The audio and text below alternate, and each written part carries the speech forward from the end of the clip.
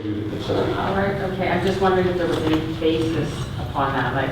I think it's ease of access. Other jurisdictions or other information that you could supply that might substantiate our rational, rational basis for the project. We actually did discuss that, and the feeling is that it was ease of access, and the suggestion here is that it's more difficult. Well, 300 to 500, I'm not sure if that's within the school day, an out trip from the school. I appreciate that that's something that you may wish to consider, and frankly, I'm not sure if we had hoped originally to be consistent with the Vancouver Coastal Health, and we were in other meetings yesterday, I was unable to determine what they had decided upon. There are some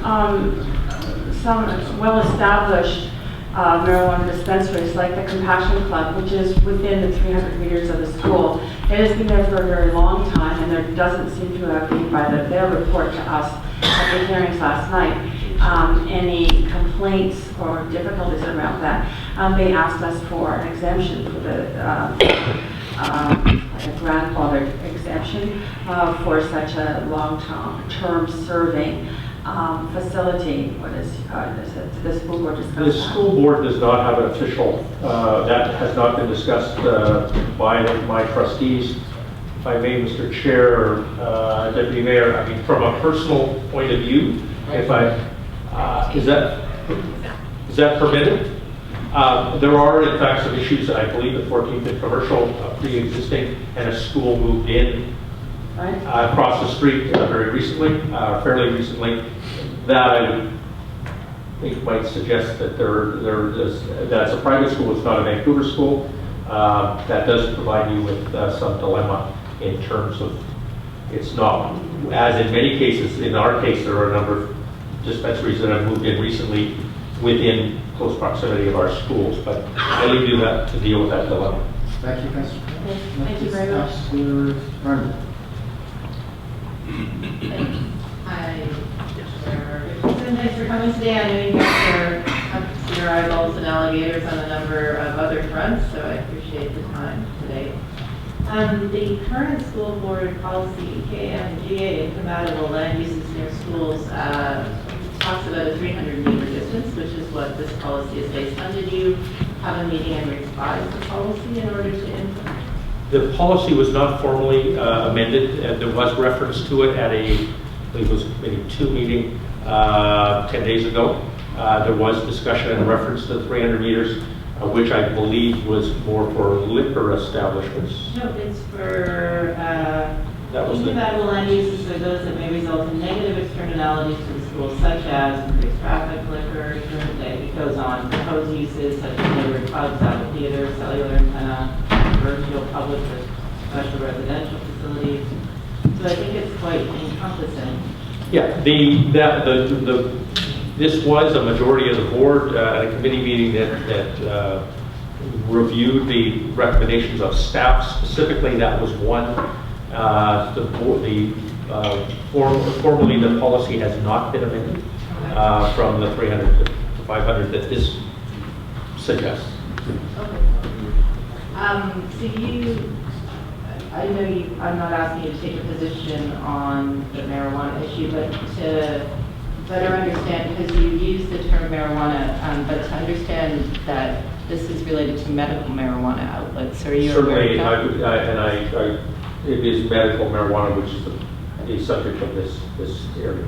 Yes. So in that regard, I note that prescription drug abuse is by far the largest cause of overdose deaths. Do you ask pharmacies for an education program related to that? I don't know specifically. I did meet with the SASE worker that's responsible for this education and prescription drug abuse. I assume was part of that, his mandate, but I don't have that information.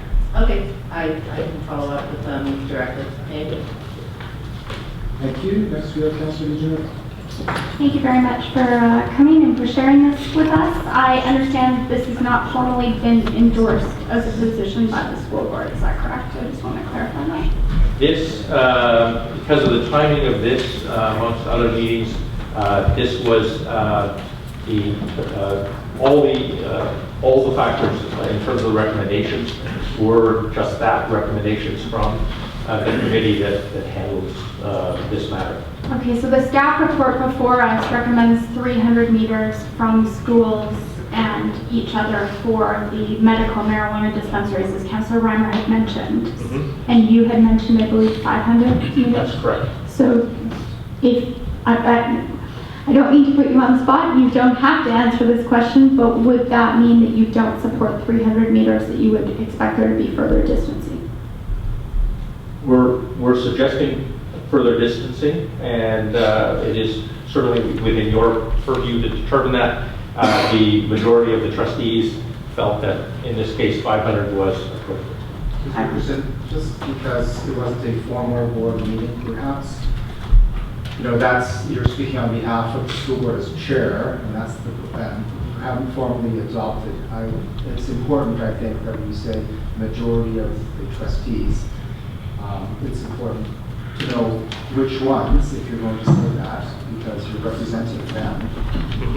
Because it wasn't an official part or a school board meeting. Right? So it was an official committee meeting of the Vancouver School Board that discussed these specific 6 recommendations, and I do note that very specifically there was, because I had pointed out that it was suggesting 500, not 300, but you're correct, quite correct, that this was not